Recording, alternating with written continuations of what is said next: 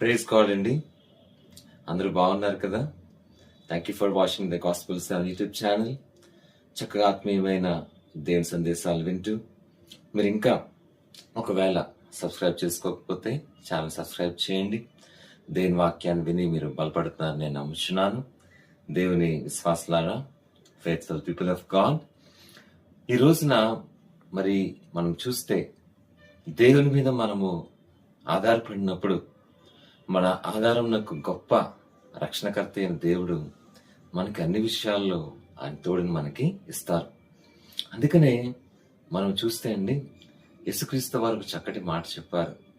ఇదిగో, ఎవరైతే నా మీద ఆధారపడతారో వారు బండ మీద ఇల్లు కట్టుకున్న వారితో సమానము అని చెప్పారు.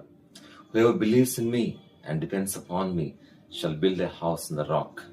అయితే మనకున్న ప్రతి ఒక్క ఆలోచన, మనకున్న కొరత, మనకున్నటువంటి అవసరత అన్ని దేవునికి తెలుసు కదా. కాబట్టి మనల్ని ఎంతగానో ప్రేమించే దేవుడు మనకు కావాల్సినవన్నీ కూడా ఆయన తగిన సమయంలో తప్పకుండా ఇస్తారు. ఎందుకంటే వాగ్దానం చేసిన దేవుడు నమ్మదగిన దేవుడు.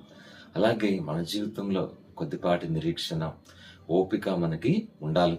అలాగా మనం కలిగి ఉన్నప్పుడు దేవుడు డెఫినెట్ గా తగిన కాలమందు మనకు కావాల్సినవన్నీ ఆయన సమకూర్చి యెహోవా ఈరేగా మనకి అవసరతలన్నీ తీర్చి మన సమృద్ధితో నింపుతారు.